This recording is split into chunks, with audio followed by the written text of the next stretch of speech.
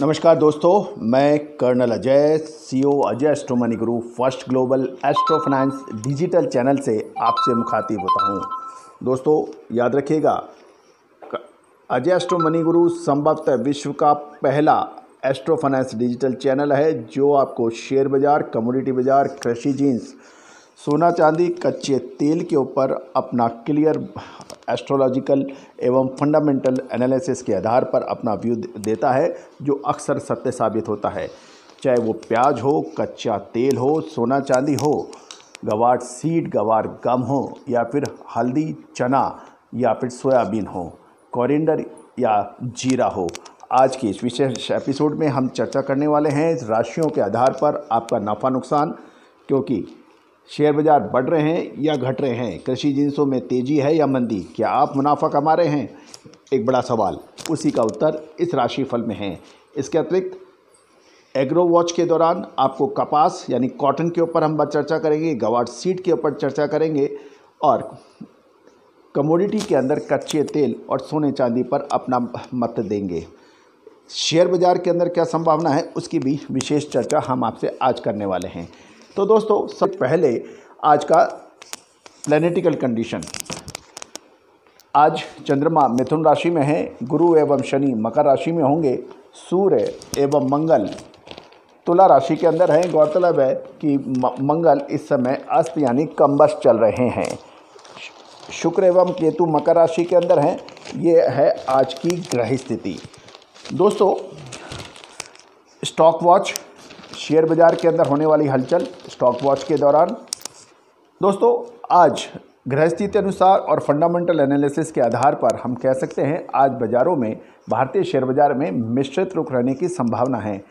आप stock index के बजाय यदि आप स्टॉक या इंडस्ट्री बेस रुख रखेंगे तो ज़्यादा बेहतर रहेगा। आज भारतीय शेयर बाज़ार में पेंट्स एवं फार्मा स्टॉक्स के ऊपर मजबूती नज़र आ रही है। आप एशियन पेंट, बर्जर पेंट पर नज़र रख सकते हैं, डॉक्टर लाल के ऊपर नज़र रख सकते हैं, और फार्मा स्टॉक्स के अंदर आज तेज़ी की संभावनाएं बन सकती हैं। लेकिन गौरतलब है, समय पर मुनाफा वसूल करना निहायत ही ज़रूरी होगा, क्योंकि बाज़ारों के अंदर बहुत तीव्र वॉलेटिलिटी हो सकती है। कल याद होगा आपको, हमने बैंक निफ्टी में ऊपरी स्तरों पर आपको बिकवाली की सलाह दी थी, जो कि अक्षरशः सत्य साबित हुई। दोस्तों, एक बार पुनः मैं आपको आगाह करता हूं, आप हमारा डिस्क्लेमर्स भी बहुत ध्यान से पढ़ लें। एग्रो वॉच,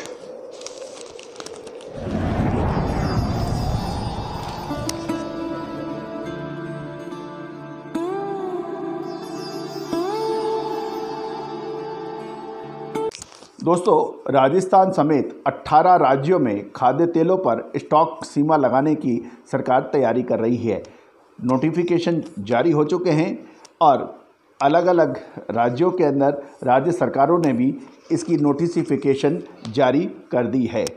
यदि हम देखें कि सभी राज्यों को निर्देश या डायरेक्शन दिया गया है, वे रिफाइनरी से लेकर थोक विक्रेता एवं रिटेलर्स के लिए स्टॉक लिमिट घोषित करें। इसके बाद उसका सख्ती से पालन भी करवाएं। केंद्र ने राज्यों को अनुरोध किया है कि वह सुनिश्चित करें कि कीमतों में बड़ी तेजी ना आए। निर्देश के मुताबिक राज्यों में इस पर नज़र रखने को कहा गया है। खुदरा यानी रिटेल कारोबारी, होलसेल व्यापारी या इस श्रृंखला के सभी हिस्सेदार अपनी भंडारण क्षमता को 2 महीने से ज़्यादा का स्टॉक नहीं रख पाएंगे। छत्तीसगढ़ में स्टॉक लिमिट 250 क्विंटल तय किया गया है। मध्य प्रदेश में खुदरा कारोबारी के लिए 40 व थोक कारोबारी के लिए 300 क्विंटल हो सकता है। राजस्थान में अभी इसका खुलासा नहीं किया गया है, लेकिन शीघ्र इस पर भी स्टॉक लिमिट की संभावनाएं बन सकती हैं। दोस्तों, गौरतलब है, आयात शुल्क में कटौती जारी है। केंद्र सरकार ने फरवरी 2021 के बाद 6 बार खाद्य तेलों पर आयात शुल्क कम किया गया है। कच्चे पाम तेल, सोयाबीन एवं सूरजमुखी तेल पर बुनियादी सीमा शुल्क को खत्म कर दिया गया है। केंद्र के इन कदमों का कुछ असर भी देखने को मिला है। केंद्र के इन खाद्य तेलों के खुदरा दाम पिछले 1 महीने में 3% तक कम हुए हैं, लेकिन कीमत पिछले साल से अभी भी अलग अलग 20 से लगभग 40% तक अधिक है। एक और विशेष बात, सोयाबीन अपने उच्चतम स्तर से लगभग 50% की गिरावट पर ट्रेड हो रहा है, लेकिन ऊपरी स्तरों से खाद्य तेलों में इतनी बड़ी गिरावट दर्ज नहीं हुई है। अतः इसमें किसानों को भी कुछ फ़ायदा नहीं हो रहा है और उपभोक्ताओं को भी कोई फ़ायदा नहीं हो रहा है। फ़ायदा किसको हो रहा है, आप अपना मत कमेंट बॉक्स में दीजिए। याद रखिए, जब खाद्य तेलों की तेज़ी है लेकिन कृषि उपजों के दाम न्यूनतम स्तर के ऊपर लगभग है, इससे आम जनता को विशेष फ़ायदा नहीं हो रहा है। संभवतः इसीलिए भारत सरकार ने स्टॉक लिमिट और स्टॉक डिक्लेयर करने का आदेश दिया है।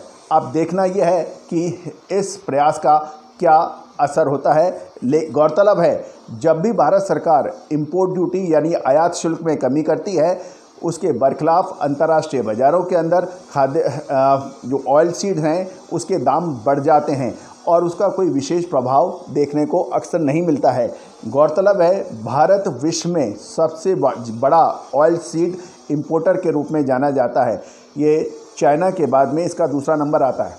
याद रखिए, उपभोक्ता यानी कंज्यूमर्स को फ़ायदा और किसानों को फ़ायदा, ये मेन उद्देश्य होता है, लेकिन अभी इसका पूरा लाभ मिलता नहीं देखा जा रहा है।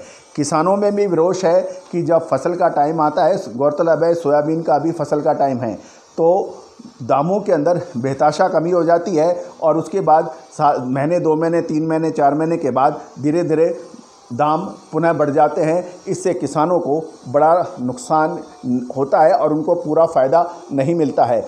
इसके साथ साथ यदि उपभोक्ता को भी यानी कंज्यूमर जो खाद्य तेल इस्तेमाल करते हैं, उनको भी बड़ा फ़ायदा अक्सर कम मिलता देखा गया है। तो दोस्तों, आप अपना मत अवश्य कमेंट बॉक्स में दीजिए कि जब कंज्यूमर और किसान दोनों को फ़ायदा नहीं मिल रहा है तो हो क्या रहा है। दोस्तों, आज संभावनाएं बन रही हैं, कपास कॉटन के अंदर तेज़ी की संभावनाएं बन सकती हैं।